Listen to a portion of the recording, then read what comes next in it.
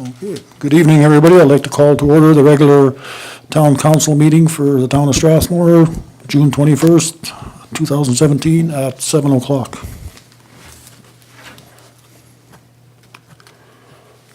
Confirmation of the agenda. Councillor Graychuk, you have any additions? No, thank you. No, I don't, Your Worship. Councillor Fuel? I have nothing, Your Worship. Councillor Peterson? I have one thing, Your Worship, and that is that a discussion around a letter of support from the town to the Western District. And where is that going to go? Under advisement. Under who? Ms. Sawatsky's looking to see where to put it. I don't know where. Your Worship, it can go under item 12.1.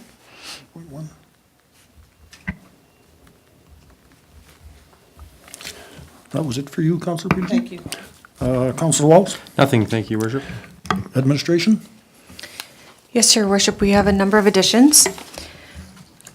Item 7.2, policy number 1301, respectful workplace policy. Item 7.3, policy number 1300, human resources policy. And item 14.2, matter under FOIP section 16. Thank you, Administration. Your Worship, I'm prepared to make a motion. Go ahead, please. Your Worship, I move to adopt the agenda as amended. All in favor? Carried. Before I go any farther, I would like to ask our CAO, he has some announcements to make. James? Thank you, Your Worship. I'd just like to introduce Ryan Roycroft to council. He's our new Assistant Director, Planning and Development Services. Welcome, Ryan. Your Worship, members of council. Welcome to Strathmore.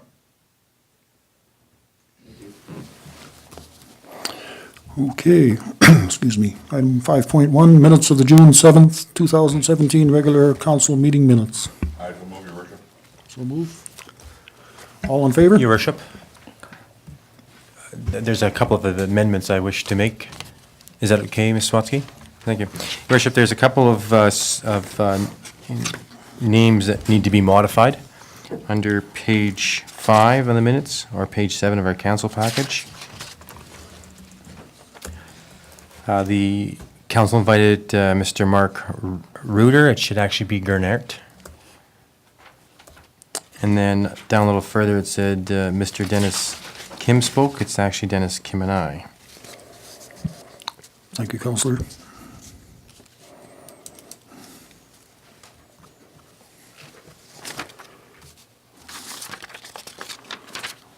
We would then need an amended motion there. Okay, I'll draft that as a friendly amendment. Thank you. All in favor? Carried. Moving along, 7.1, Youth Club Transition and Inclusion into the Town of Strathmore Operations. And I would like to call on Mark Brown, please.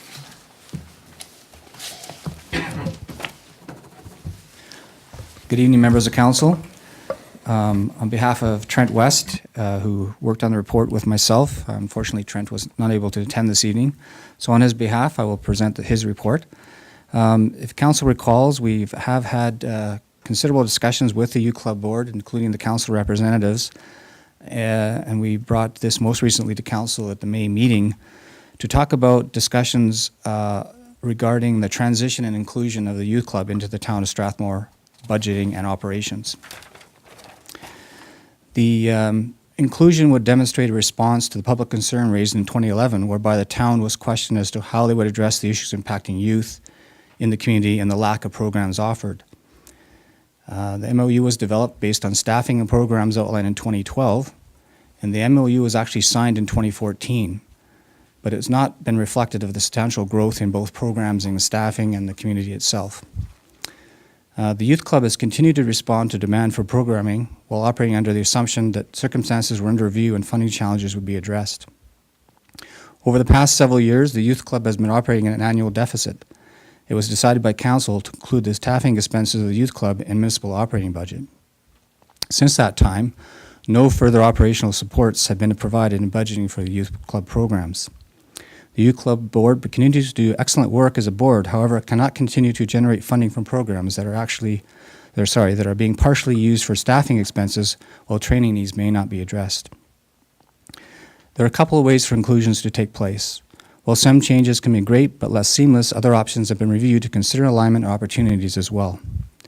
The strategic alignment of the Youth Club completely lines up in community and protective services, for the most part in recreation, in a lesser but critical way in the FCS programming in support of not-for-profit organizations. This can be achieved by moving the Youth Club directly into this area, reporting to a manager supervisor, while being part of an overall collaboration of services with FCSS. Some role profiles for the individual staff will also occur to increase the bench strength of disaster social services and the role that many organizations plan in emergency response. The development of a strong strategic communication strategy to identify changes would address concerns in this service area. And this direction directly aligns with Council's corporate action plan on mission, whereby it states the Youth Club will serve as a concrete response to the negative issues impacting our youth and the community as a whole. Our current mandate allows us to be flexible with our programming in an effort to be responsive to the needs of the community. So if Council had previous discussions about looking at the big cloud, if you will, over the Youth Club Board, in that they have been operating at an annual deficit which has been accumulated. So one of the recommendations coming forward was to look at the accumulated deficit and essentially writing off the funds that have been in deficit on the books. So based on actual costs for staffing and training and to operate without deficit, the annual budget for the Youth Club going forward will need about $220,000 adjusted from the 2014 dollar figure, which has not been changed and kept up through the COLA. So that would be the impact by bringing it into operations, would be the $220,000 versus the amount that is included in the current agreement, which also needs updating. The accumulated debt as of May 31st is $102,435. So this is the recommended amount to be written off, so to speak, and not attributed to the youth board, but assumed by the town.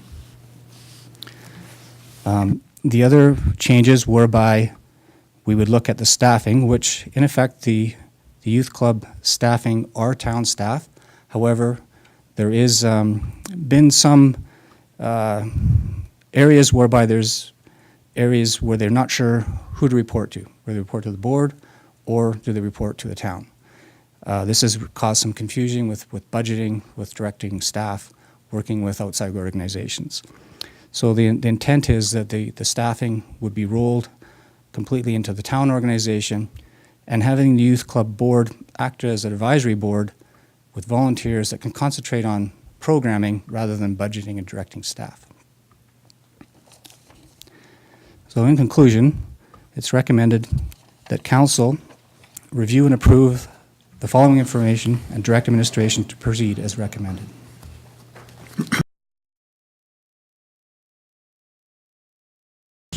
Councillor Walls? Thank you very much to the director, Your Worship. Just so I'm clear, so the board will continue fundraising, doing advocacy, good work like they've been doing, and we'll just take over operating the staff and taking programming and so forth. Is that correct? That's an excellent summary, exactly. Perfect. Awesome. Your Worship, I'd like to make a comment if I may after. Certainly. Councillor Peterson? Councillor Fuel was ahead of me. Sorry. Thank you, Your Worship. It's not a question. Is that okay if I make a comment? No, go ahead. Okay. I just wanted to be clear for people in the audience and the media and the public who might be reading or even watching this online. This debt is not a case of the monies weren't managed properly or anything. When the town took us on as a department, the problem was we were underfunded as far as staffing went. And so each month as we continued to grow and our programs grew and we added things and we brought in staff, we continued to run a shortfall each month, and that continued to grow.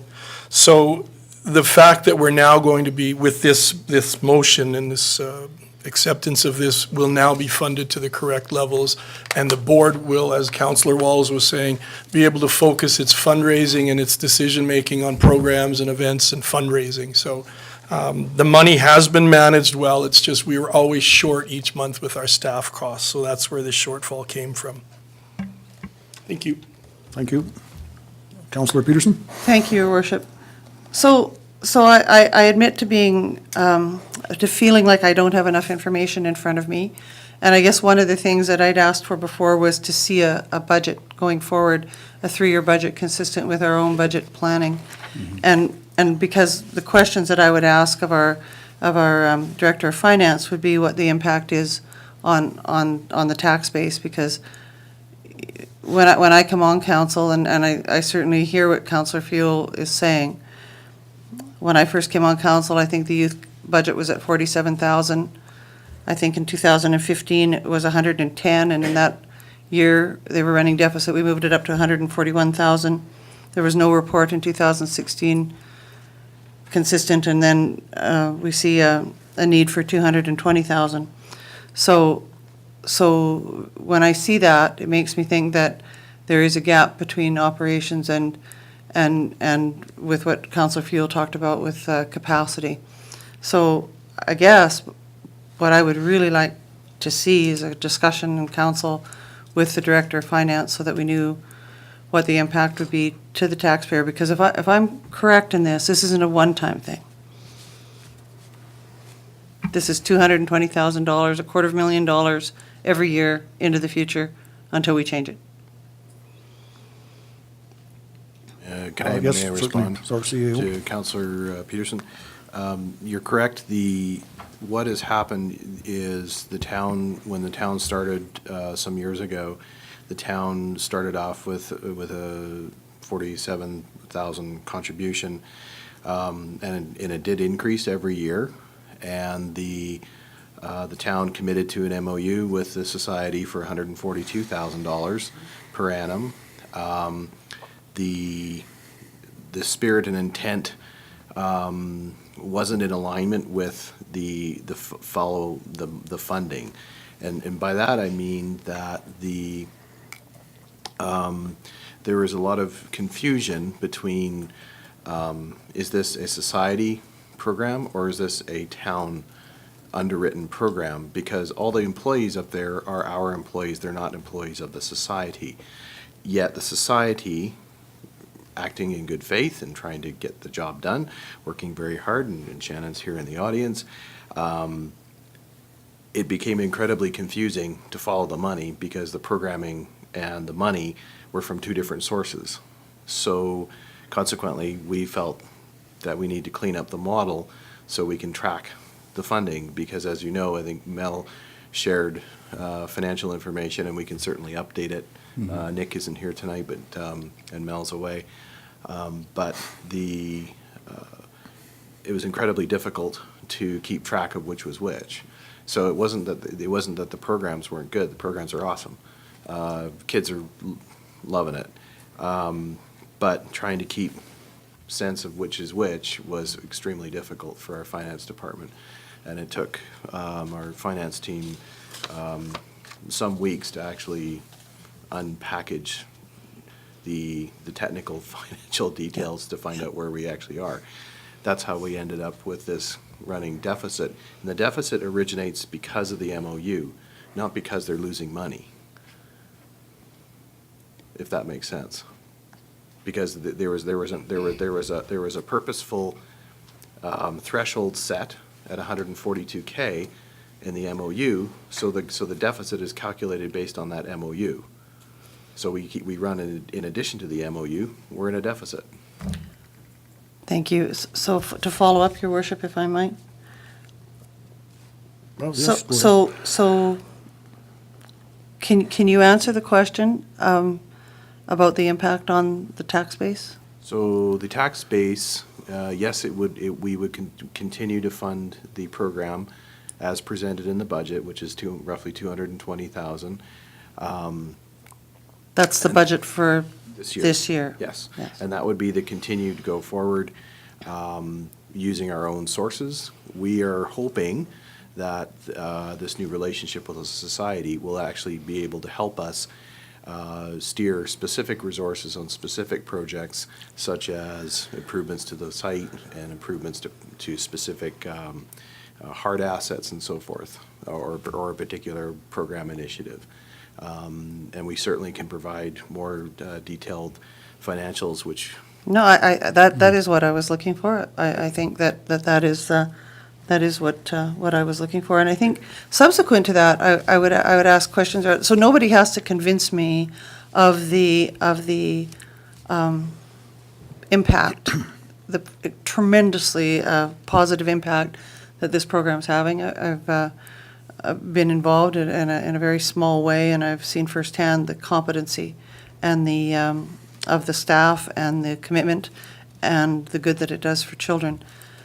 But one of the questions that I do have about programming and that I would ask around that is that I note that lots of the programming that's done by the youth group is done during school hours. And I don't doubt that the programming is excellent, but I'm just wondering, that whether or not there isn't capacity for partnership in terms of paying for some of that funding. Because from a council perspective, I don't think, we would ever make a decision lightly to ask for $250,000 a year for a program from our taxpayers without being fully cognizant of all the potentials for partnering and for mitigating circumstances for debt overrun or program duplication. I think that's an excellent point, is if I may, through the chair, what I'm hearing is where do we get the best alignment with our partners? Where can we get more bang for the buck and try and keep our costs contained? And where can we find good program delivery models that either are self-funding or have other alternative revenue streams rather than just us footing the bill for everything? Absolutely. That's why Mark and Shannon and Tracy are here to advance. Do you want to add to anything? Yes, I could, if through the chair. The intention is to do exactly that, is to, by involving all departments within the organization, whether it be the recreation, the family center, the aquatic center, is have recreation programming and youth programming integrated into the town. So thereby effectively using the resources across all the departments to help the youth, seniors, teenagers, et cetera, with all the facilities the town owns. So by having them as part of the town, there'll be better utilization of the facilities that we have. And if I could just comment on the amount of the 220, that was basically what has been expended over the last couple of years. So it won't be any increase to the taxpayer. It's essentially reflecting what has actually been expended. Well, I appreciate that. It's horrifying, but from a management perspective, I find that really horrifying. On the other hand, I see enormous potential for this to move forward in that partnership context. And I know that this youth group works very closely in alignment with many other partners in the community. And when I look at just going over other communities that run similar programs in our province, Airdrie, Cochrane, Canmore, they're paying similar amounts of money for the same programs, but they're aligning with a building and being used by art societies and musical art societies and all of those kinds of things. And I would see that as we know that our youth club needs a different building. They'll need a better building in the future. So I see a tremendous opportunity to move forward in alignment with those partnerships into the future to have a space for those kinds of community partnerships. And if that was a spirit that we were taking this forward with, then I would be more than pleased to do that. And it's good to know that we were spending the money anyway, but it sure would have been nice to know. Thank you. Thank you, Councillor. Councillor Fuel? Thank you, Your Worship. Just a few points. Number one, as far as the annual deficit that we were running, actually the monthly deficit we were running, part of the situation too was we had 3 different financial people from the town due to changing in jobs and moving to other places, we had 3 different people. And so just when one was starting to get up to speed on what was going on and managing the books, they would go and then someone else would come in and we'd be back to square one. So we asked numerous times about trying to organize the books and figure out what was going on. So we finally feel like now that we are the town department and the finances is being monitored, we're in good shape that way. The other thing I wanted to mention is currently we're in the process of taking over. I think the Anchors program from the junior high is going to be leaving, so we will have more space on site. So we'll be good for quite a while now as far as our site. The other thing that's really important with the site that we're currently in is we're situated between Strathmore High School and basically right at Crowther Memorial. So because of the daytime programming that's done with the outreach program, which deals with things like self-esteem, anger management, social situations, it's really been beneficial to be able to get the kids in both of those schools to have easy access to our youth center. So I wouldn't want us to just leave or factor in leaving too soon, because it has been a good spot for us as far as that goes. The third thing I wanted to mention, and perhaps we could have a chance for Shannon to step forward because she has the most hands-on experience on a day-to-day situation, is the partnerships with other organizations. I think we do the outreach program where we do have some partnerships with the Strathmore High School and Crowther Memorial Junior High. But if Shannon, if you're willing to just step forward and maybe address the situation of partnering and working out the financials as far as those programming things go. Is that okay, Your Worship? Sorry. Yes, it is, Shannon. I'm pretty sure we all know you, but maybe just identify yourself. Sure, I'm Shannon Zeman, so I'm the program director at the youth club, and have been involved with youth club right from its inception back in 2009. So, with regards to the partnerships for the daytime programming, we do currently with Crowther, they provide a staff person because those groups are larger. So we like to have our ratio covered. So they provide one of their school liaison workers comes and does the groups with my outreach worker. So that's a partnership we have there. The high school, their groups are smaller, so what they have chosen to do is support us with trips and supplies. So we did a year-end trip with the kids in the high school, actually covered those costs. So we are trying to partner in different ways. Their budget obviously is stretched too, but that we've tried different ways. I know Crowther Memorial also helps with some program supplies or bringing snack or different things like that when they can. So as far as other program partnerships go, we do partner with the county as well and do some things through the WFCSS, and then we have Wheatland Arts Society. I'm not sure what their name's changed to, but we're looking at some new partnerships with them as well, and just trying to involve ourselves with other areas in the community that we can partner and keep costs down and make sure we're providing the services. Thank you, Shannon. Councilor Grechuk? Thank you, Your Worship. I'm very much in favor of this program. Although people look at it at $220,000, it's a lot of money, and it is a lot of money, there's no question about that. But something that we're really missing here, I think, and it's very important, is that we're keeping the youth occupied and keeping them off the streets, and it takes a whole community to raise a child nowadays. And when you keep them occupied, you're keeping them away from doing damage, which could end up being a lot more than $220,000 a year over a long run.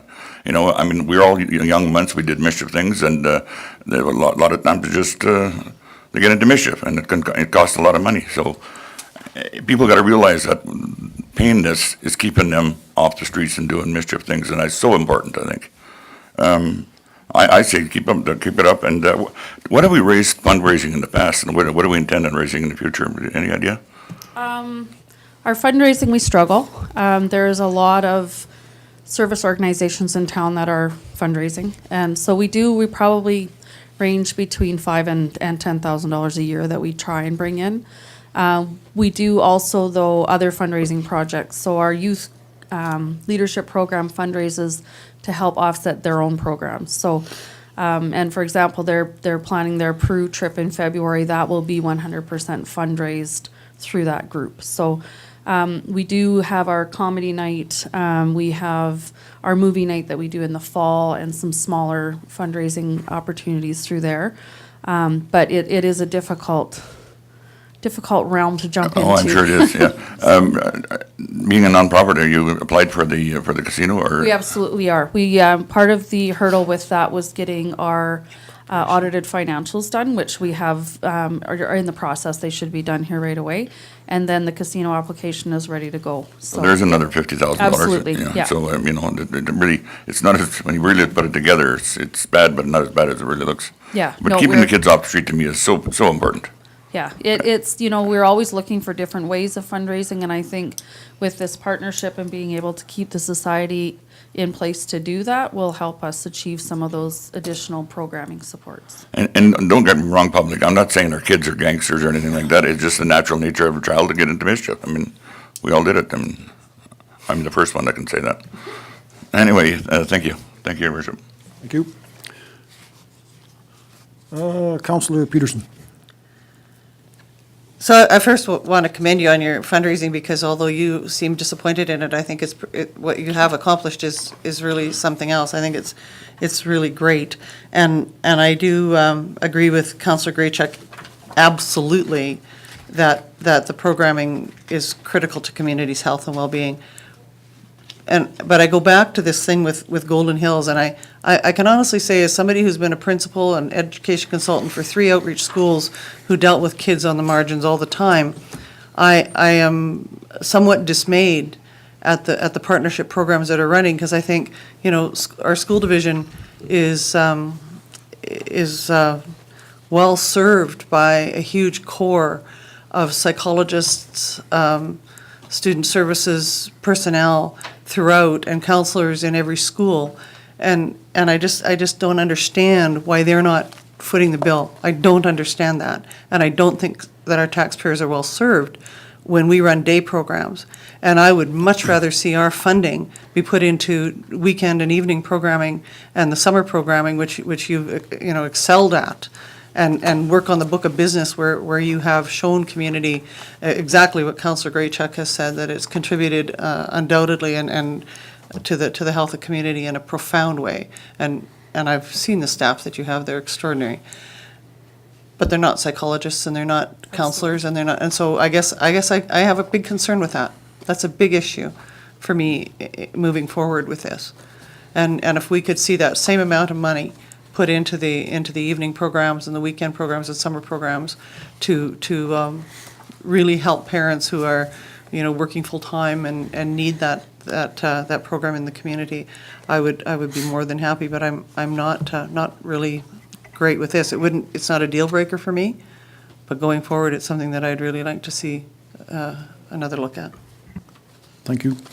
If I could just Mark? follow up on the financing. I did talk to our finance department about this, and as the CAO had explained, it was difficult to dissect because of the integration of the board. However, what they did report was, through the successful efforts of Shannon and her staff, both in getting grants and the fees and the youth themselves, the programs themselves actually broke even or made money. It's basically the staffing labor that's the town component. But the programs have been very successful. And to follow up to that, when you're doing daytime programming, that must add tremendously to the staff costs. You know, I would think. And we do get grants to fund some of the staff as well. Mm-hmm. So to the director, I might add, should this proposed transition move forward, it would essentially eliminate and/or stop and cease any accumulated debt moving forward. That's correct, But, yes. thank you. And the plan would be to work with the youth board and rewrite the agreement to reflect Right. the new reality of how we're operating. Councillor Field? Thank you, Your Worship. Just to follow up to Councillor Peterson's comments, I think there's ways, and I think Shannon and the board, we can talk to the school division to try and see if we can work on the partnership and helping and funding. One of the things that's important, I think, about the daytime programming, like the outreach and the eyes and the self-esteem, anger management, is that's ideal time to get the kids who are in the most need of it, is when they're at school. And to try to switch it to an evening program, we might lose a lot of the kids. But I think there is a way for us to engage the Golden Hills School Division to see if we can improve on the partnership as far as those programs. And summer camp, and we know a lot of the programs that you've been running have been self-sufficient. They fund themselves, especially the summer programs. Oh, I did have one last comment, Your Worship. I was questioned once, not about 3 years ago, by a resident who was very strong and said this would come up this magic year of 2017. And saying basically, why would the town take on this kind of a thing as a department? Why are we getting into this business of doing this and running? It's not even a business because it's nonprofit, but they did not understand why the town would be financing a youth club like this. And the bottom line is, my reply was, why wouldn't we finance something like this? These are the kids who are at the most disadvantaged situations. And they need programs like this, like following Councillor Graychuk's comments. They need programs like this. Their parents need them involved in these things. Some of these kids are really coming from struggling homes. And for them to be able to have youth programs like you guys are running and to be able to help them with their anger management and their socializing and self-esteem, it's this is the place, and this is the place where you and your staff have made kids feel very, very comfortable. So I'm sure that we as the board can try to work with school division, the Golden Hills School Division, to try to improve the financial partnerships, though. Thank you, Your Worship. If I can just respond, sorry to Councillor Peterson. Our relationship with Golden Hills is slowly blooming. When we started, it was just, the EYES program started in response to 8 particular high-risk girls. Through Children's Services, the RCMP, and the school. And so that's kind of where it started, and it's grown from there. But I absolutely agree, and we have many discussions with the workers we're connected to through Golden Hills that they do need to fund or support it in a different way. So it is definitely something that we're working towards, and slowly we're getting a little bit more. This is the first year they've actually provided that worker to be involved with us. In previous years with their flood recovery funding, they had supported us with additional workers. So there's been small steps, but it absolutely is an area that I think we can definitely grow and get more partnerships with. Well, and just to follow up from that, I think you're absolutely correct, because the captive audience of the children in the school and allowing them to connect to the youth club is really critical, because those are the same children that you want to be involved after school. You want to have them, that safety net there for them all the time. I just am firmly of the belief, while I'd love to see you in the program context that it is, the staffing should not be yours. And that's my point. And I'm really happy that the partnership's moving forward, and under your direction, it makes me very comfortable. Thank you. And I really appreciate all the work that you and your staff have done. You're extraordinary. Thank you. And if I could hire like you, I'd be... Thank you, Councillor. Anything further from the Director? No, thank you. Okay, thank you. If I may look, Your if I may Worship, call for a motion? I would move that council approve the recommendation of staff for budget adjustment and administrative leadership realignment as presented. Thank you. Any further discussion? None? All in favor? Carried. Thank you.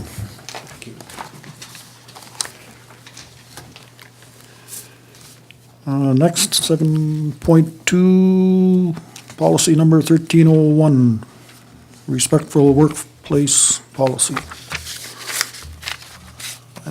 Patrick Mack? Your Worship, just if I may, to our Director, our Manager of Legislative Services, just so we're following our procedural bylaws, should we be making a motion before we're debating any topics? Your Worship, Council may ask questions for clarification, but debate should happen after motion, yes. So then, just, Your Worship, if I may, go a little further, so then we should let the presenter present, ask our questions, make our comments after we've made the motion?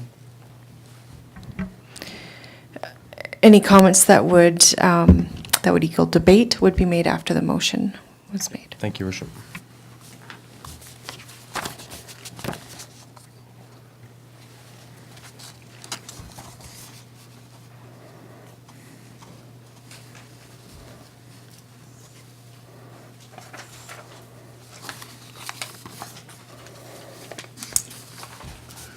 Go ahead, sir. Thanks, Your Worship.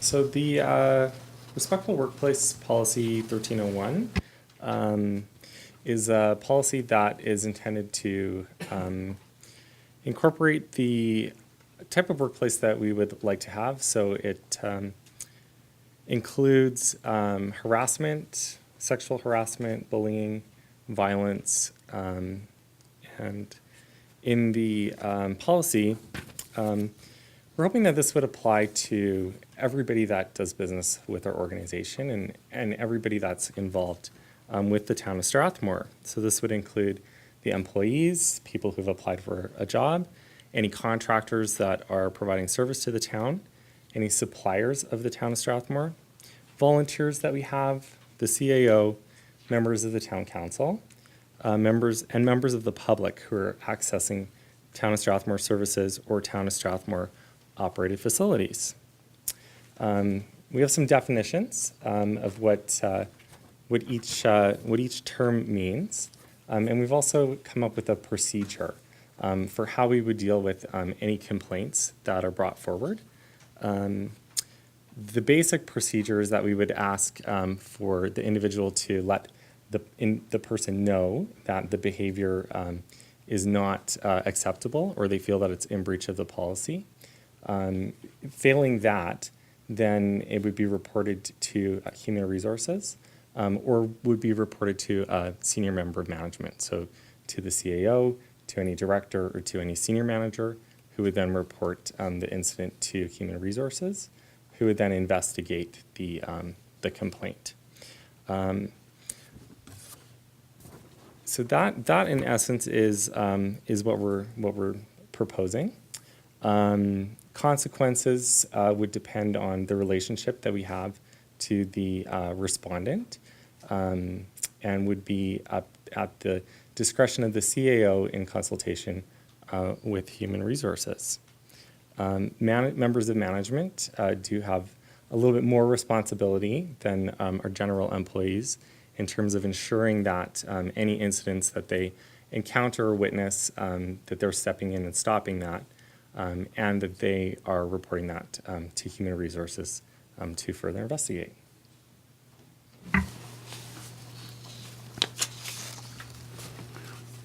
Thank you, Patrick. Any questions for Patrick? Councillor Peterson? I have no questions. I'm just prepared to move a motion, Your Okay, Worship. go ahead, Councillor. I'd move that council adopt the Respectful Workplace Policy number 1301, and thank you. Any further discussion? All in favor? Carried. Thank you.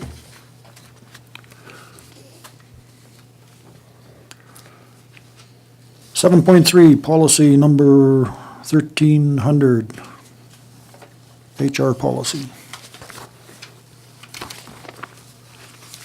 And that's Patrick again. Thank you. Go ahead, sir. Thanks. So what we're proposing in the Human Resource Policy 1300 is that we would rescind the current or the existing policies that relate to human resources. So that would be Policy 1206, the Code of Conduct and Ethics Policy, 1301, the Nepotism Policy, 1302, the Leave Policy, 1303, Hourly, Part-Time, and Casual Seasonal Wage Policy, 1304, Management Salary Scale Policy, 1305, Performance Evaluation Policy, 1306, the Grievance Policy, and 1501, the Employee Training Policy. So in summary, what I've done is, since I'm starting here, I've looked at the existing framework that we have in place, and the intent of this motion is really to bring our policies up to date, and what we're asking for is that we'll create an employee handbook. So all of our employment policies, practices, and procedures will be in one document. That document would be delegated to the CAO from council, and then the CAO will ensure, in conjunction with Human Resources and the senior management team, that we're keeping our policies, practices, and procedures up to date and in compliance with any legislative requirements. So the draft employee handbook, and this would be consistent with what other employers do in terms of their employment policies, is so we've incorporated a code of conduct and ethics. We've used language that is fairly easy to understand and clear, because the intent is that our employees need to understand what we're talking about.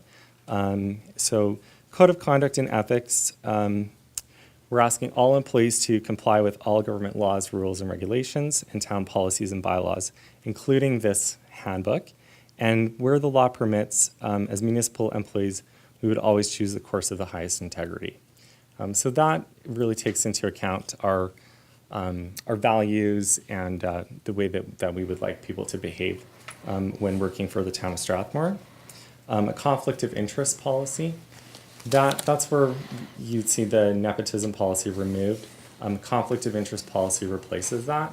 And what we're asking employees is to make us aware of any conflict of interest, whether that's a real or a perceived conflict of interest, and then to remove themselves from that conflict.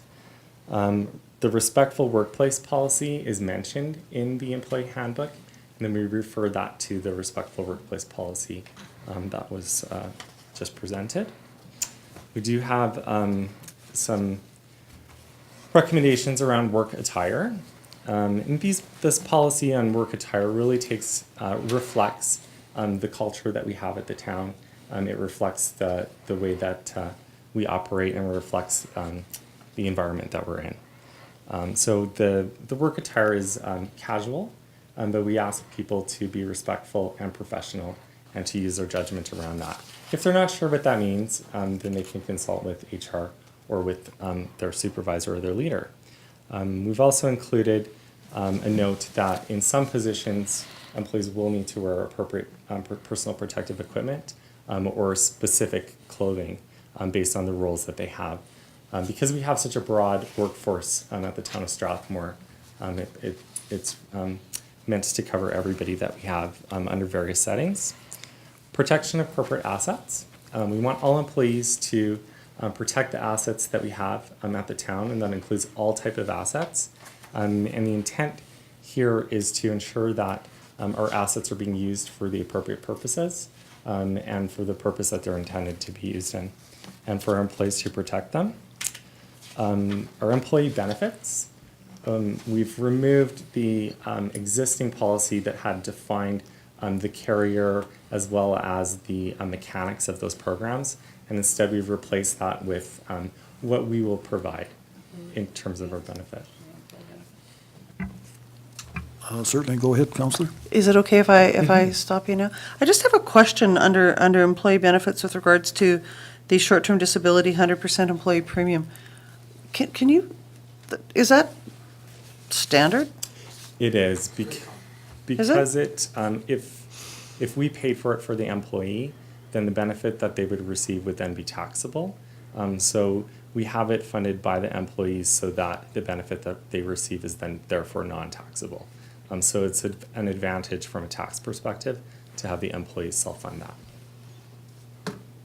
Thank you. So just carrying on, what we've defined is in our policy the.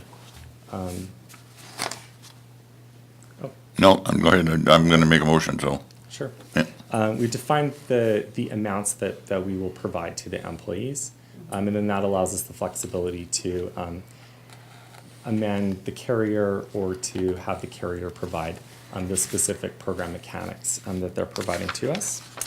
Wellness reimbursement program. Hours of work is something that we've clearly defined for the different types of employees that we have.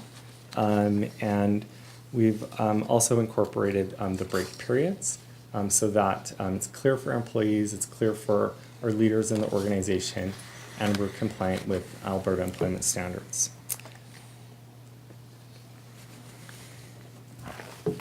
We've also included the shift premiums so that those are clear for employees.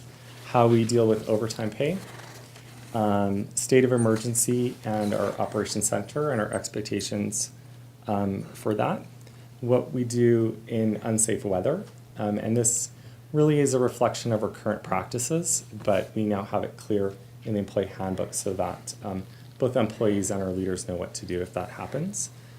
Time away from work, we've provided a clear vacation entitlement chart. And then our time away from work. So our different programs that we have, how to access those, some of the expectations and benefits that we provide, and also ensuring that we're compliant with legislation through the programs that we have. We've also have some participation for professional technical associations. We've included some volunteer time and leave of absence without pay. The other piece that we've included is a corrective discipline program. And so this is very clear for employees and for our leaders on what to do and what actions that we'll take if there is deficiencies in our expectations. Thank you. Councillor Graychuk? Your Worship, I'm prepared to move that council approve policy number 1300, human resource policy. Thank you. Any further discussion? Councillor Peterson? I have a question with regards to the removal of the nepotism policy. I know that when we were a very small town, it was very hard to hire anybody that wasn't related to somebody else, and that was an issue. But we're not that big a town yet. So I like the fact that you've removed the old policy because it was really confining in terms of doing this. But I'm sure that there's still consideration under conflict of interest in terms of supervisory process that will fall into that? Absolutely, yeah. So in terms of nepotism, we certainly wouldn't have an issue with having family members working for the town of Strathmore. Right. What would be a conflict of interest would exactly be where there is a direct reporting relationship or where there is the potential for preferential treatment that would create a conflict of interest, and that would need to be disclosed and managed appropriately. Thank you. And when I was going through this very excellent, comprehensive, concise policy, one thing I noticed that often is a concern in not just for the town, but in everybody in this community, is consideration of people who can't get to work when the roads are, and it always is a conflict. It always creates conflict when it's not identified, and I didn't see it in here specifically. So I was just wondering how you'd propose to deal with that. Yeah, so our first priority is always that everybody is safe. And so if the roads are not safe, then we want to make sure that we have a flexibility for folks to either work from home or we would ask them to not come in. So that would be under the accountability of the leader. Thank you. To do that. Fantastic. Thank you. Our CAO, James, please. Thank you, Worship. First of all, I want to thank Patrick for just a ton of work on this file. I also want to thank Shannon and Mel. They spent months trying to unpackage and understand what we have been doing, what our practices are, what our policy states, where the policies are not aligned in our payroll, and it's taken a long time, but I'm really very proud of the work that all three of them have done. It's been tremendous. There's been many hours and many meetings, and I just wanted to say thank you. I also want to say thank you to all the managers and supervisors and people that have helped. We've had a number of meetings with the supervisors and managers and so forth in our organization, and they've provided invaluable feedback to us to help make this document a good, concise, practical document that actually we think will meet expectations. It's a living document, and we believe there's still more work to do. Once we've assuming council wishes to move ahead, we'll be diving right into some other policy, notably OH&S policy and some other initiatives as well. So we're pretty excited, and we're really happy to have Patrick on board, and we're really pleased. Thank you, James. Councillor Walls? Your worship, to the director, just a couple quick questions. So with taking the management salary scale out and the part-time, hourly, casual, seasonal wage policy out, how do people know what is the most they can get in each category? How does that work? Mm-hmm. So actually, currently, we don't have public, not public, but we don't have transparent wage practice currently. So we do have scales internally. That would be part of the continued work on the employee handbook, is that currently we're doing work around analyzing and combining our salary scales so that we can have something that's clean, something that's easy to understand, and something that's equitable across the different positions that we have at the town. So that the intent of the employee handbook is that we'll continue to work on that. And some of the mechanics of removing the current policies and replacing that with the policy that the CAO will ensure that we have a handbook that's current and up to date. So that's how we'll address that. If I CAO may, James, please. if I may, through the chair, we are, as Patrick said, that's another policy area where, excuse me, that we are going to review this summer.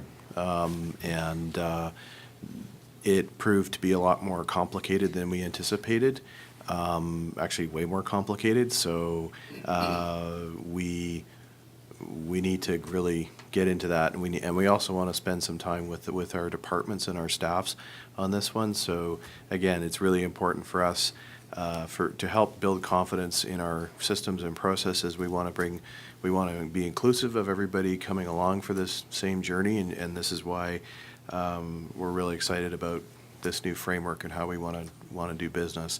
So the employee handbook will get larger, and it will get more comprehensive, and so we're feeling good about it. So, Your Worship, just two further questions, and then, so with that employee handbook getting larger and larger and larger, is there going to then be one that's condensed for a quick reference? So I would say that the way that the employee handbook is designed is through clear language, so similar to what you've already seen. And by getting larger and larger, I don't know if that would be maybe necessarily the correct vision around it. We know that there are some things from what we put forward tonight that are not included in this handbook that we don't currently have, but we really need as an organization to have in place. So when we say that it will continue to grow, I really think that what we mean is that we'll correct some deficiencies that we currently have and include those in the handbook. Our CAO James? If I may, one of the successes that I think, and I again thank you to Patrick and Mel and Shannon of this handbook, was being able to take literally 150 pages of documents and get it down to a workable handbook. That took some time and some thinking of what we need to do. So we are not. I should clarify, we're not intending to create a large 100 and some odd page document, just to clarify. Thank you. Thank you. So, and my final question, Your Worship, is throughout here, like the recreational employees, the operational employees, the seasonal, and enforcement, it says 5 days a week. So is that Monday to Friday, or is that just 5 working days in total? So thank you for pointing that out. What the intent of that section is that because we have some groups that work 35 hours a week and we have some groups that work 40 hours a week, to meet the operational requirements, but to also give context around what the break periods would be and what the employees can expect in terms of their hours of work. That would be for regularly scheduled 5 days a week. But we also utilize what's known as a compressed work week schedule in some of our operations. And so in those cases, what happens is that employees will work longer hours per day, but less days per week. So not necessarily Monday through Friday. The intent is to let the employees know what their hours of work category will be, but then allow for the leader to let the employee know what their specific scheduling will be based on the operational needs of the function. Awesome. Your worship, I have no further questions. Just a quick comment. I think this is very good. Great work. Thank you, Councillor. Any further discussion? Okay, we have a motion on the floor. All in favor? Carried. Thank you, Patrick. Thank you.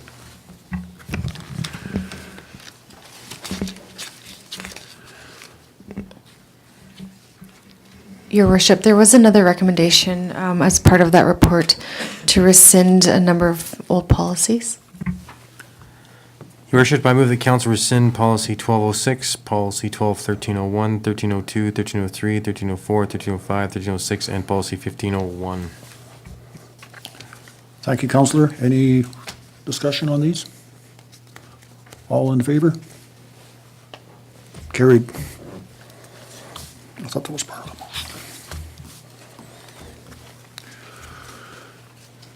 8.1, Community Investment Fund funding recommendations. Tracy and Wendy.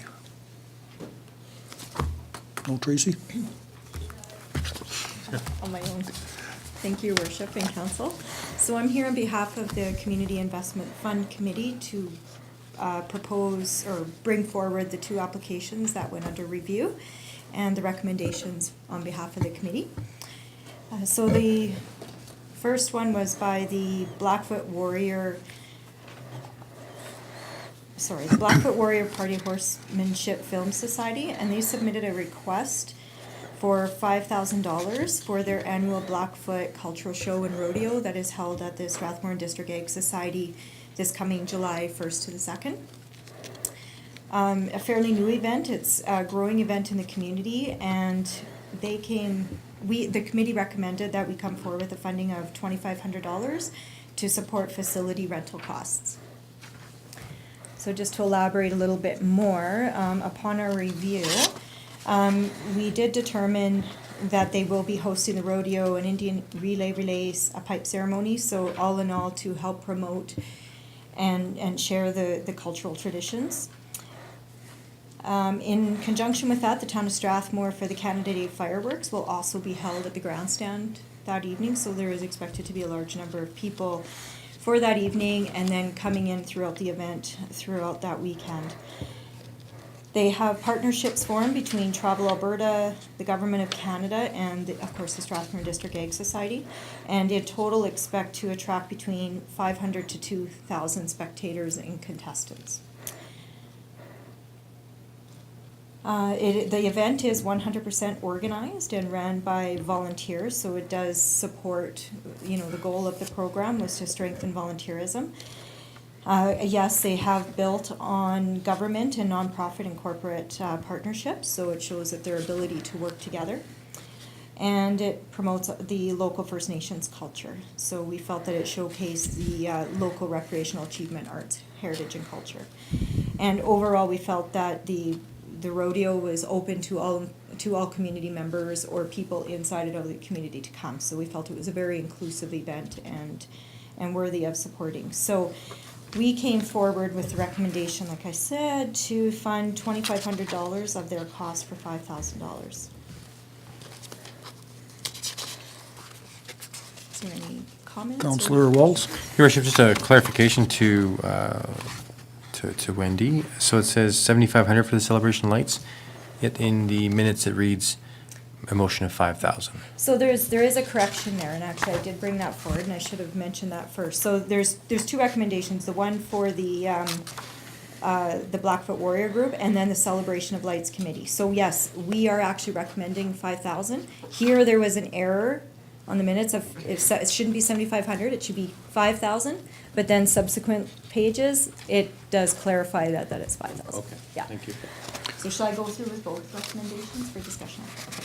So the second one is from the Celebration of Lights Committee on behalf of the Strathmore District Ag Society. They submitted a request for $10,000 for the annual Celebration of Lights Christmas Park event.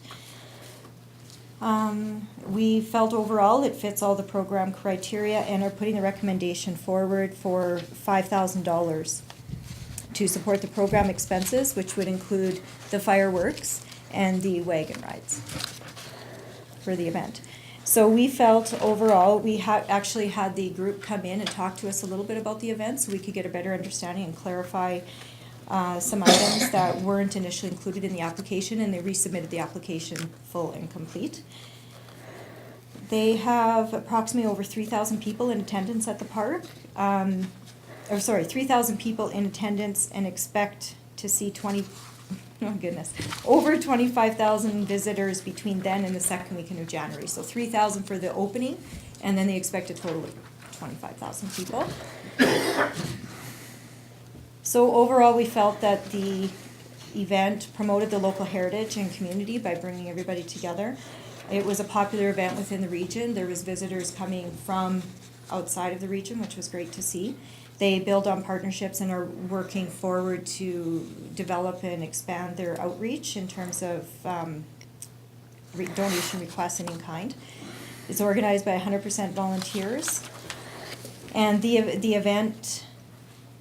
donation would go towards a gator and has provided a lot of mobility assistance throughout the event.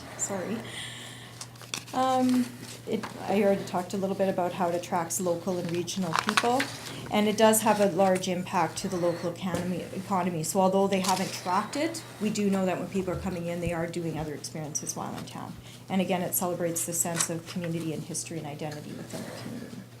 So for those two, like I said, the $2,500 to support the Blackfoot Warrior and $5,000 in support of the Celebration of Lights would be our recommendation forward to council.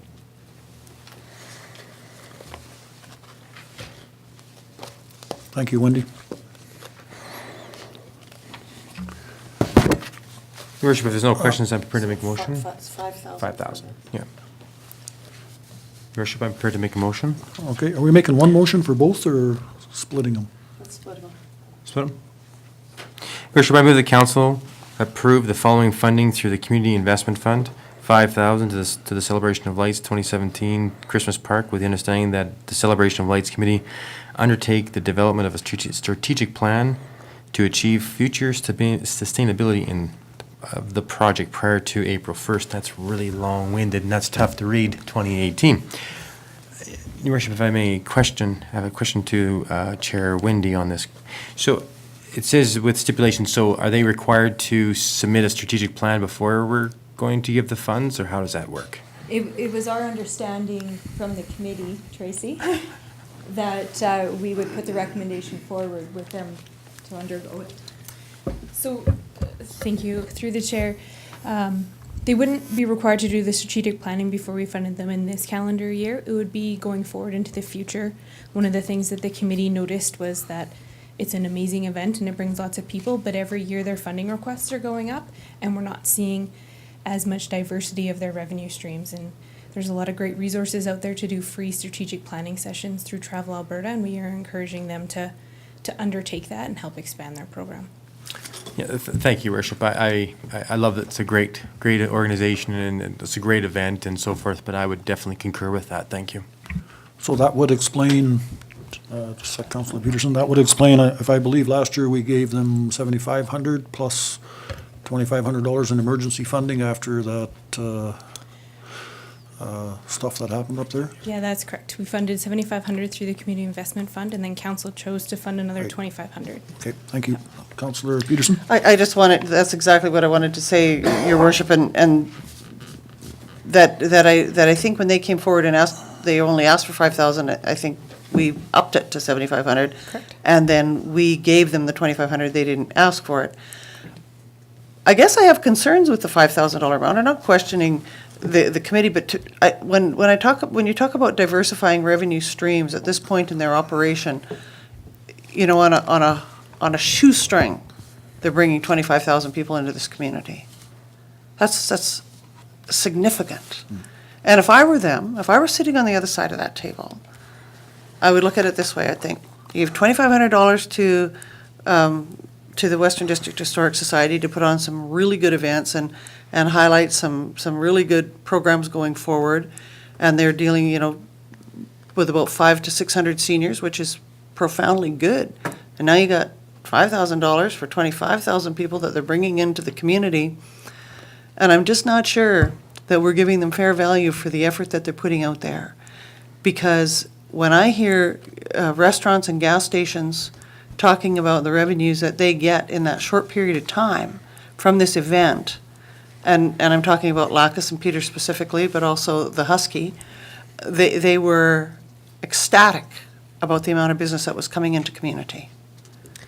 And so if this limits them, if this limits their ability to put on the kind of show that they're doing, I guess I would be concerned with that. So if I may respond, the committee discussed this application in length, a very long time, and debated back and forth the exact points that you're making. And one of the reasons they landed on the recommendation that they did was in the policy for the Community Investment Fund. One of the pillars of the point of the program is that it's meant to help build and new initiatives in the community. And they felt that while this is an amazing program, it's no longer new, and it partially limits our ability with the Community Investment Fund when a large chunk of our funding is going to the same group year after year. And that doesn't devalue what they're doing, it's just limiting the ability of the fund to continue to grow the town. So that's my point exactly. So I guess when I come back to this, the question that I would have to you is that I agree with what you're saying. So in terms of the source of revenue that they're getting, but the town's got a lot of skin in this game. So I think that we have now an obligation to assist in the diversification of this revenue generation. And so I'm fine with your decision, and I understand why you made it. That's not my concern here. My concern relates more to limiting factors outside of that, and I know that your book of business takes you into many places in community, and I guess that I'm looking for some future direction, not related to this particular topic today, but I really think that we need to look at it carefully. And I would agree. And one of it, we didn't put it in the motion because it's not related to the funding, but that the town and potentially Community Futures and other partners of the fund program would provide some of those soft services assistance to them if they wish to move forward with strategic planning. And Canadian Battle. Absolutely. Yeah. Thank you.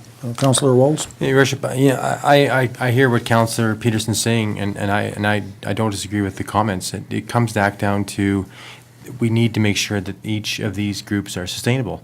And, there's other great Project Hope's another one that comes to my mind right away. Another great organization does great work for the community and really good work. And so does Celebration Lights. But it comes back down to they got to be sustainable. They got to have other ways we need to. We can't always rely on the same water trough. We have to spread our water out, if I can use that term loosely. So I see the importance of the group and what it does for the town and so forth. But at the end of the day, it comes back down to the benefits that the businesses are getting from it. Maybe they have to help contribute to make this an even bigger and better show. Thank you, Councillor. Any further from you?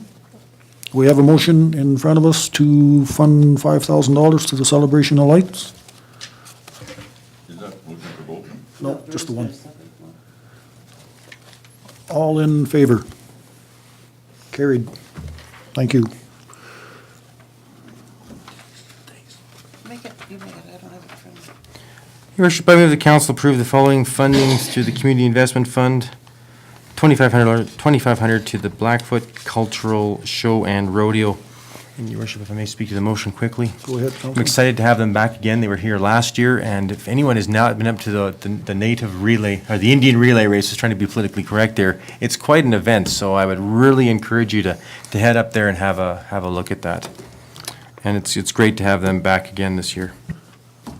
I was watching Global News tonight, and I did not know what Indian relay races were, but it's pretty interesting to see that on TV. It's a unique experience. Any further discussion? All in favor of the motion? Carried. Thank you. Okay, thank you.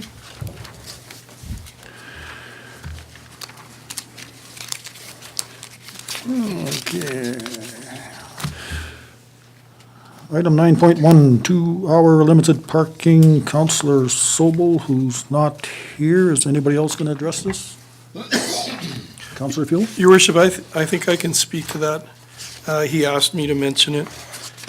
I think this is something that we discussed last week. He brought forward earlier he brought forward a notice of motion to extend the downtown parking time limit. And I think basically it was the idea that we want to encourage as much parking, not necessarily parking, but we want to encourage downtown business and shoppers to come there and spend some time and not be hampered or limited by a 2-hour parking time restriction. So he wanted to, and I know a lot of the downtown committee, the DDRC are also in agreement that by increasing this, we are hoping to encourage more people to visit and spend some time in the downtown area. And I think we all understand that the downtown business situation has changed since the loss of the co-op. So we need to be as proactive as possible to try to attract more people to come downtown and be willing to spend some time there as well. So I can make a motion if you wish, Your Worship. Go ahead, Counselor. Your Worship, I would move that council extend the parking limit for downtown from 2 hours to 4 hours and instruct administration to bring forward a bylaw amendment for the change. Counselor Walz. Yeah, Your Worship, I was just recently in Tabor, and in Tabor, they have a 1-hour parking down there. And not that we need to be like everybody else, and not that we should be changing just because they are. But it was interesting to see how busy that downtown was and other things and so forth. So to me, I'm not sure I'm willing to support this right now. I think that 2 hours is sufficient. We have ample parking right now. There's other things, you know, if you're going to the restaurants that are downtown, perhaps maybe have 2 hours to have lunch is probably sufficient. And if you're gonna move your car, and I think bylaw is pretty lenient on that. I know I've probably parked down there a lot longer than 2 hours, but please don't report me. But I think that there's we have a good system right there. And one of the things that concerns me is enforcement on that. This time I don't think I can support that, Your Worship. Thank you, Counselor. Counselor Graychuk? In response to Councillor Walz, first off, Tabor is a much different community than we are. Secondly, they don't have a mall on the highway that would send people to the mall because they don't have a parking limit or time there. And if you want to send people away from downtown, keep it to 2 hours. There's more than just meals. There's hairdressers. There's all kinds of people that need to take more than 2 hours. And I'm 100% in favor. In fact, I would like to take the time out altogether. Counselor, was that it for you, Counselor? Pardon me? Are you finished? Yep. Okay, Counselor Field? Thank you, Your Worship. Just to add on to Councillor Graychuk's comments, some of the comments and concerns about the 2-hour parking came from downtown business owners, and I think they really did feel that it was negatively affecting shoppers and people who wanted to spend some time in their downtown core. And it seemed to go away from our philosophy of trying to encourage the downtown growth and to energize and revitalize it. We want to have people spend as much time as possible coming downtown, especially with things like events and things that we put on to try to encourage business in the downtown area. So I think that was the rationale for this. I think it's something that the business community is really hoping to see us move on to help support them. And as I stated earlier, with the co-op building, with the co-op company moving, it took away a lot of the reason to be careful of overly long parking because you had a lot of people coming down and you wanted to encourage the chance for people to find parking spots. But the downtown has changed a great deal since the loss of the co-op. So I think this is a way to encourage business. Thank you, Counselor. Counselor Graychuk? And to add to that, Your Worship, if if you want to encourage people to, following what Councillor feels, you know, strangers that are come to community and they get I don't know what the tickets cost, but they do cost money, and if you want to encourage visitors from staying away from Strathmore, then just start giving little tickets like that. And just, it's not a good PR thing to give, parking tickets. And our bylaw officers are busy enough that they haven't got time to be worrying about it. And I don't even know what the tickets cost. What are they, $20 or? Anyway, whatever they cost, it doesn't pay their time to hand out these tickets. I would like to make a friendly amendment that we remove the time limit period. Is that possible? Changes the intent of the motion. Just Help, Jen? Your worship, it would be recommended that that be a completely separate motion. So vote on this motion first, and depending on the outcome. It changes the intent of the motion. Yeah, what would happen is you could defeat this motion and then move that one, a motion to have no time limit. Your worship, on that topic, to our manager of legislative services, the removal of the parking just came up not even 6 months ago. So therefore, and it was defeated, so I don't know if we can bring that up. Your worship, we'd have to have a look back at when when the item came up for discussion.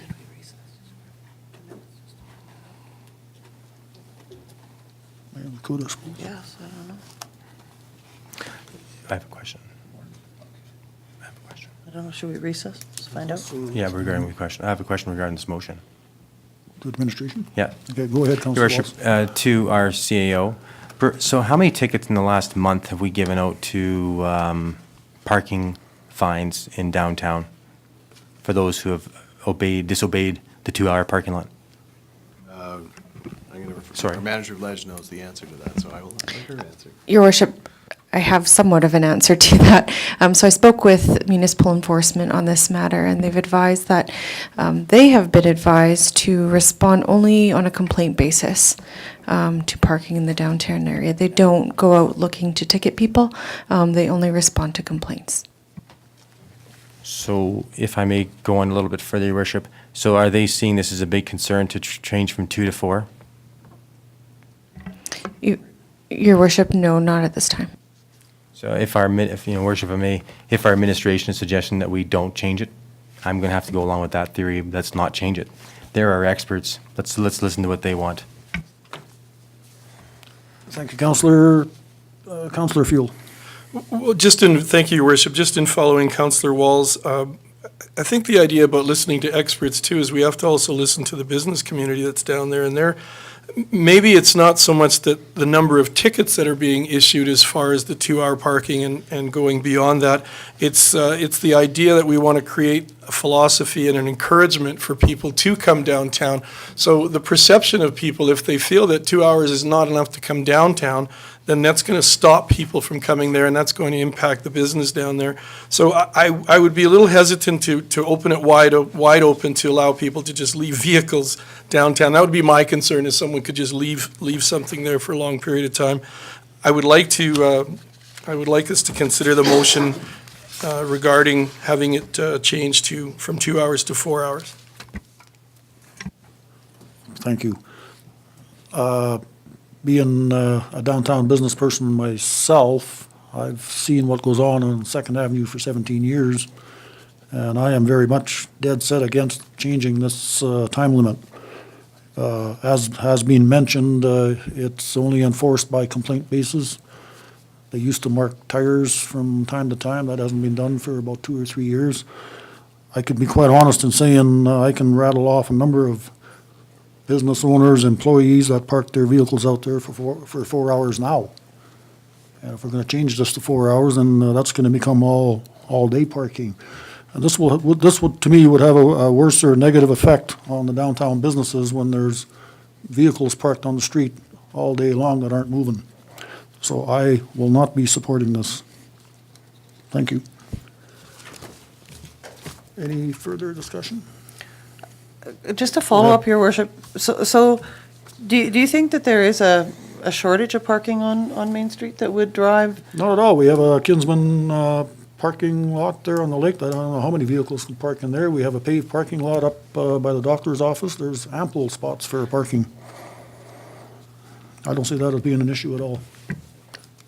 It's got mentioned to me, maybe some of the seniors that have to get their hair done at the hairdressers, which, from what I see, they're usually escorted to there by a vehicle and they get picked up when they're done, so I just don't see any sense in changing this 2-hour parking. The 2-hour parking, in essence, keeps 99% of the vehicles moving steady instead of sitting there all day. Councillor Graychuk. sorry. Thank you, Your Worship. From a commerce point of view, we have to move it to 4 hours. I mean, if you want to send me out to the highway, then keep it at 2 hours. We must go to 4. Okay, any further discussion on this? Motions, sorry, CAO James? Through the chair, just listening to the dialogue of council, there are a lot of valid points that I think each member of council brings up. This is only, my intent is just to offer this, if council wishes to consider a demand management study for the downtown. It's what's typically done for communities that want to assess, to get some evidence-based stats on the traffic patterns. Why are people parking there? Why are businesses parking there? Where do they park? Who parks? And then you have some actual raw data. It takes a bit of work to do it. It is just a tool that's available. It's not, my intention is not to drag this out. If council wants to make a decision, that absolutely, that's council's discretion. But it certainly will provide it would provide council with some real data in order to make a decision, because the types of businesses influence the type of parking, and depending on where the business is located depends on the kind of parking. Banks typically have higher rotations because people come in, they stop for 20 minutes and they leave. Other businesses have different types. It was mentioned a hairdresser. Somebody might park there for a few hours because it takes 3 hours to do something. So I'm just offering this if you wish to pursue it. And that's my only intention, if you wish. Thank you. Thank you. Councillor Peterson? Thank you, Your Worship. I would really like to see this, because this is something where I don't really know how to vote. I certainly appreciate what Councillor Graychuk's saying. I know he's right. I know that people go downtown or go out to the highway because they don't have full length of time parking in that area. I know that Councillor Blockland Deputy Mayor Blockland is absolutely correct, that people are losing business because others are leaving their vehicles parked there all day. And Councillor Walls makes a good point too. If it's only on demand policing, then why mix up something that's working? And we've dealt with this 3 times since I've been on council in the last 3.5 years, and nobody's been satisfied. So I think a demand management process is really, to have the data would be a really great idea, and it would fit in well with the other initiatives that we're taking with the DDRC and with the downtown revitalization overall. I really like the idea of demand management, and I would be prepared to vote against this motion in order to vote for something of that nature. I'm losing track here. Who's next? I was up. Oh, we'll go to the CAO first. To answer Councillor Wall's question through the chair, the last time council considered a similar motion was in May of 2016. Thank you. Councillor Graychuk. Thank you, Your Worship. I'm not in favor of another study. I mean, you know, how much work does it take to change a bylaw from putting 2 words in here? I mean, it's a big, expensive process. You've already got it all in process right now. But to go through another study that you're already too busy at doing things, administration, why add this to your workload? Let's put this in there as a temporary measure. I mean, it's a living document in a sense. I know it's a bylaw, but you can let's live with that and see what kind of reaction we get. I mean, to go through a study is not worth it. I mean, we're doing it. We have enough studies. Thank you. Thank you, Councillor Fuel. Thank you, Your Worship. Just a couple of questions through the chair to Mr. Thackeray. Do you know roughly time length to have a demand management study done, and is there a cost for this? Through the chair to Councillor Fuel, I do not know off the top of my head. I'd have to look into it. It's not a lengthy process, but it certainly does provide raw data and information. That's actually very useful for designing parking. That said, to Councillor Graychuk's point, it's not required. We're not intending to draw this out. We don't want more work, with respect. We really don't. We would be looking to seek proposals from firms to do it. These prices, they can be anywhere from, they can be $8,000, $10,000, $20,000, depending on how long and where. So it just gives you a sense of what it could cost. We can do some of it in-house. We could do it with our own traffic people.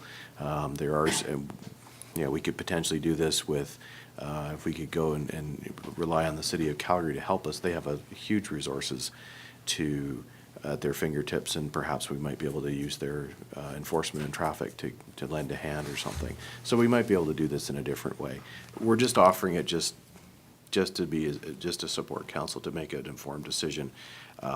There's nothing wrong with 2-hour parking, and there's nothing wrong with 4-hour parking, to be honest.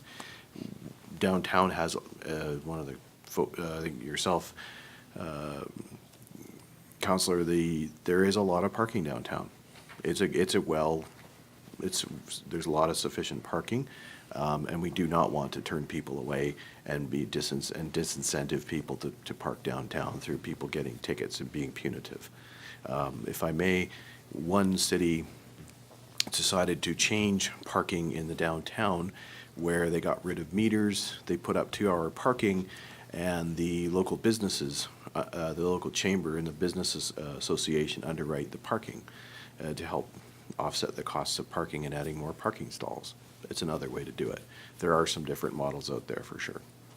Thank you. Thank you. Councillor Peterson. I just think that I have never had adequate information to make a decision. And so, yeah, Councillor Graychuk's right. You can make decisions all you like and not study them. But clearly, we keep making different decisions over the last 3 years. And if you look back, certainly more years than that. And I think that this would be a great initiative to tie into our transit initiative. There's a free study, I believe, that we're being funded for. And I forget his name, Ettore, is that his name? That talked about made in Strathmore solution. Well, this would certainly fit into that. And I think if we could look at parking along with other transportation demands within this community, it would be certainly helpful and for me to make a informed decision, which I certainly won't be doing today. Thank you, Councillor. Councillor Graychuk. Again, my final comment is that I owned a business downtown, a very active, busy little business downtown for 20 years in a much richer, faster economy, and I never had any issues with people yelling at the odd time, but only when the bus parked in front of my place. That was about the only time there was a parking issue. But I don't see it as an issue. And other than now, with the 4 hours, you're sending. We didn't have the mall on the highway then, and people were coming downtown, and they didn't complain then, or have troubles with it. But extending it to 4 hours is to me is the right way to go without a study. I mean, it's going to cost money, time, investment, everything else. To me, it's so basically logical to extend it. And who's going to do the complaining? Tell me. Who's going to complain about the 4 hours? Other than, I don't see it. I mean, anyway, that's my opinion. The motion's on the floor. Let's call the question. I honestly, in my business where I see a lot of people moving around in and out of my store or on the street, I have heard of nobody complain about the 2-hour parking. Anyways, the motion's on the floor. All in favor of the motion? Opposed? I believe that motion is defeated. Your Worship, I wish to make a motion on this topic. Go ahead, Counselor. I would move that administration, and sorry, Jen, I'm going to go over my 10 words. I didn't write it out. I move the administration conduct a study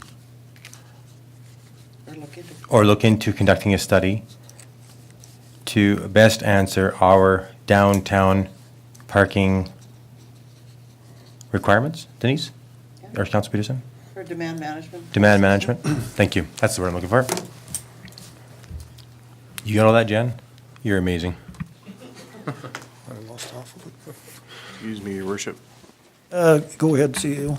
Just to clarify through the chair, the motion is proposed is to look into a demand management. I'm assuming you wish us to report back to council at a later date as to what that would look like and what it could be. So what we're proposing is a scope of work and a concept to council, at which council could make a decision at a later date. With the budget. Yeah. With the financials. Exactly. Thank you. Councilor Graychuk. We just made a decision on the last motion.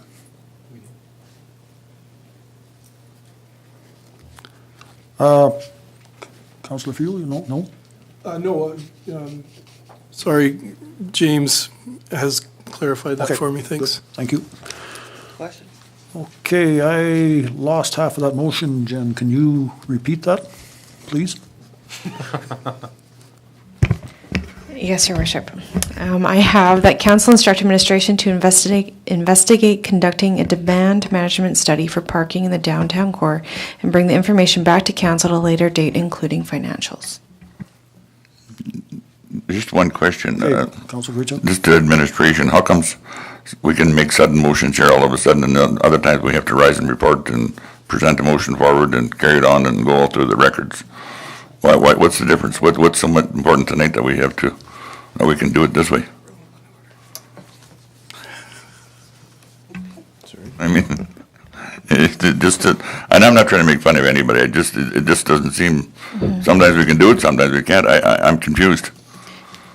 So, Your Worship, the motion on the floor now is business arising from the previous motion. So the topic for discussion was the motion that Councillor Sobel brought or indicated he was bringing forward to this meeting.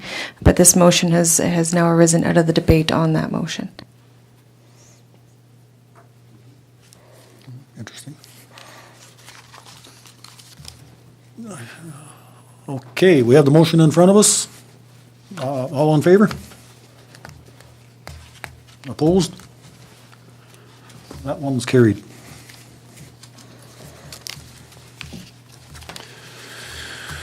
Okay. 10.1 under bylaws. Bylaw number 17-09, land use bylaw amendment bylaw.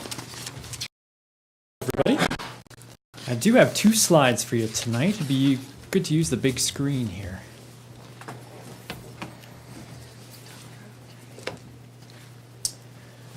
So this is just a first reading land use bylaw amendment. So bylaw 17-09, I'm just going to do a quick overview for everybody.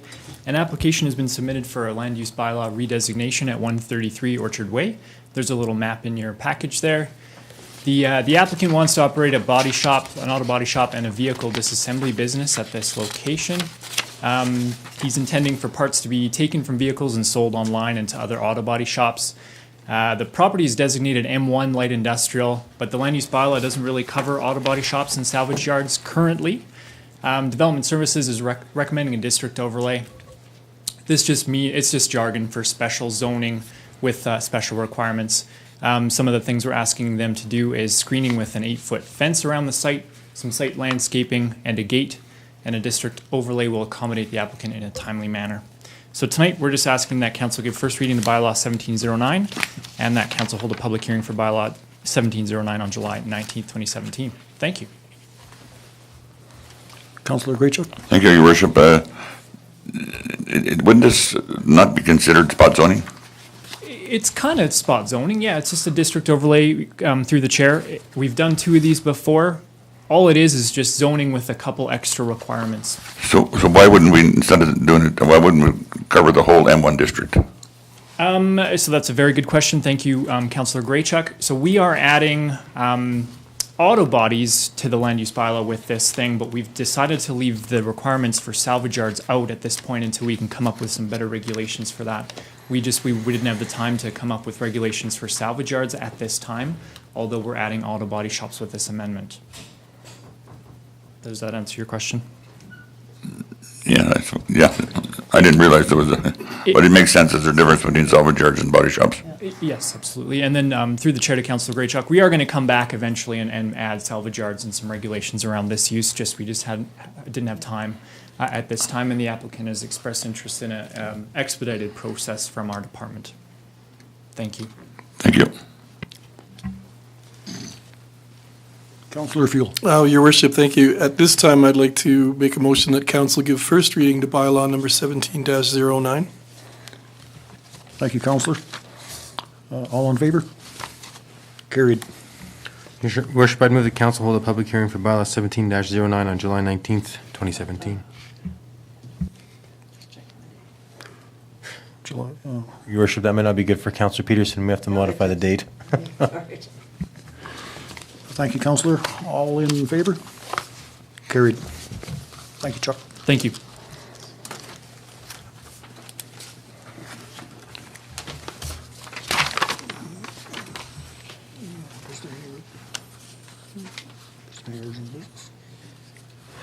Okay, moving along to 12.1. A letter. Yep, thank you. Thank you, Your Worship. I have been asked by Mayor Michael L. to bring forward a request for a letter of support for the Western District Historic Society's application to the New Horizon Seniors Program grant. I'll just read one little short excerpt. It says, this is a proposed letter from Mayor L. on behalf of Council. We've been advised that the WDHS is applying for the New Horizons grant in order to offer increased opportunities for seniors to take part in a project designed to highlight the history of community. The town is enthusiastic about this newest project and has offered support through in-kind services such as the use of their archives for the exhibits, a place to put the displays together, and professional expertise in team building, and perhaps venues for the exhibit displays. We estimate such in-kind service to have a value of approximately $2,000. So what this is just asking council's permission for a letter of support to the Historic Society in their application for the grant. There is no specific dollar value at this time other than an in-kind, and it would only be on request. And so if I'm allowed, Your Worship, I would move that council support the request that this letter be signed by Mayor L. in support of the Western District Historic Society's bid for the New Horizon Seniors Program grant. Thank you, Councillor. Any discussion? Okay, you all heard the motion? All in favor? Carried. Thank you. Any other questions between councillors or council statements? 13, administrative inquiries. None? Yes? Yeah? No?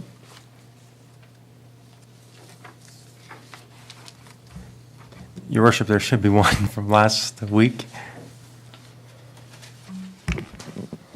Your worship, may administration request a 2-minute recess? Certainly. Your worship, if I know what it is, if it's okay. Your worship, I asked administration last meeting, I believe it was, to I received some comments regarding a local business that deals with recyclable bottles, and I asked administration for who investigates something to the effect of who investigates allegations of enough money not being spread over to them, and if there's anything the town can do. Is that right, Jen? Something like that?